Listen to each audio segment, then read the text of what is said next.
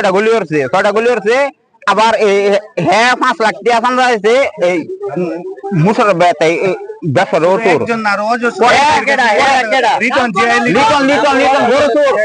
লিটন মনে করেন আমার কাছে লোকজন দিয়া সে অস্ত্র দিয়া ভয় দেখায়া 2 লক্ষ টাকা চান্দা নিছে। এই যে লিটন এখানে আজকে মনে করেন 6 রাউন্ড গুলি ফুটাইছে। তার যে লিটন নামে সন্ত্রাস আজকে এখানে 6 রাউন্ড গুলি ফুটাইছে। ইভেন সবাই ও হুমকি দামকি দেয়, চাঁদাবাজি করে, অজস্র মামলা আছে তার নামে। আজকে লিটনে 6 রাউন্ড গুলি ছাড়ছে।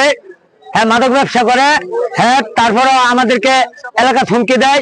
তা হ্যাঁ লোকজন নিয়ে স্যার আমার উপরে হামলাও করছে, আমার উপরে সিলপাটও আছে স্যার, হাতের মধ্যে স্যার হ্যাঁ আমার আঘাত করছে। বউয়ের বাপের বাড়ি কোনে খায়, হ্যাঁ সে সময় যদি বাধা দিই। এলাকা থেকে একটি টেলিফোন পাই যে এখানে গুলি বিস্ফোরিত হয়েছে 4 রাউন্ড। এই খবরের ভিত্তিতে তাৎক্ষণিকভাবে 7 মিনিটের মধ্যে আমরা ঘটনাস্থলে আসি। আসার পর এখানে যারা প্রত্যক্ষদর্শী যাদেরকে মনে করেছি তারা 3বার 3টি ঘটনাস্থল আমাদেরকে দেখিয়েছে। এখানে আমরা কোনো গুলির খোসার কোনো চিহ্ন আমরা পাইনি এবং আমরা যেটা ধারণা করছি যে এখানে যে মোশাররফ এবং লিটন তাদের জমি জমা নিয়ে একটা বিরোধ রয়েছে দীর্ঘকাল থেকে। আজকে বৃষ্টির সময় সে হয়তো এমন হতে পারে যে একটা গুজবের বিষয় হতে পারে।